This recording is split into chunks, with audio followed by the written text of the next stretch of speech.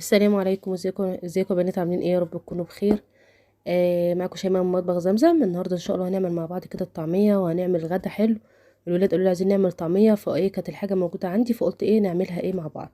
معايا هنا حزمه كرات، ومعايا بصلايه صغيره، وحبه خضره، خضره محشي يعني، تبقى طعمها حلو. المهم ايه، كنت بله طبعا الفول ده من بالليل، لازم تنقعيه من بالليل يعني. وبس رحت ضربتها بقى في الكبه، وطلعت كده ما شاء الله بالجمال ده. لو طبعا مشيتش معاكم، بتحطي حبه ميه صغيرين خالص علشان ايه، تتضرب يعني معاكي وكده. بس فهنا كنت بقى حطاها، وزي ما بوريها لكم، بس انا لما باجي اقليها بحط عليها بيضايه وملح وفلفل. تمام.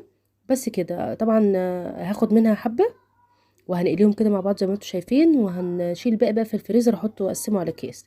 بس هنا بقى كنت عملت خلاص الطعميه، وهم كانوا طالبين مني سلطه كول سلو، فانا عملتها بالكابوتشا والجزر والزبادي والمايونيز. تمام، ما حطيتش فيها ايه كرنب بقى المره دي.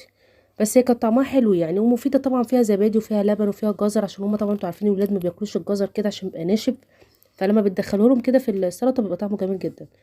بس هنا كنت بقى بوريكم الطعميه كنا الحمد لله. وبعد كده دخلنا بقى عملنا الغدا. طبعا عملت الغدا، وكنت بعد ما خلصنا عملت العجينه ديت وسبتها تخمر، وكانوا عايزين مني بيتزا برضه. فقلت بقى ايه نعملهم. انا ما كنتش في يعني في النيه ان انا اصور الفيديو ده، بس ايه بقى قلت ايه احطه لكم واوريه لكم واشجعكم كده. طبعا ما فيش اسهل من تعبت. عملت معاكم قبل كده البيتزا وقلت لكم مقادير سهله خالص. انا كان عندي الحاجه الحمد لله.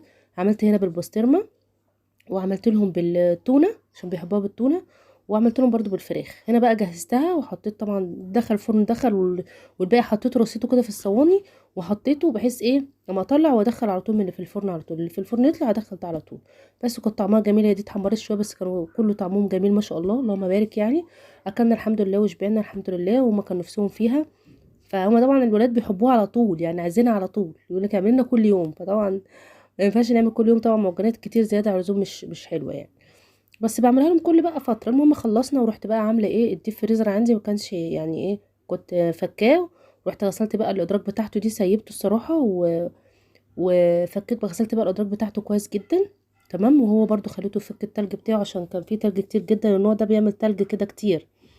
المهم بقى سبته يفك خالص، وبعد كده صبنته برضو هو كمان. بس ما جبتش بقى انا مصبينه معاكم عشان التصوير وكده. المهم خلصته ونشفته، وعملت الادراج ونشفتها الحمد لله رب العالمين ورصيته.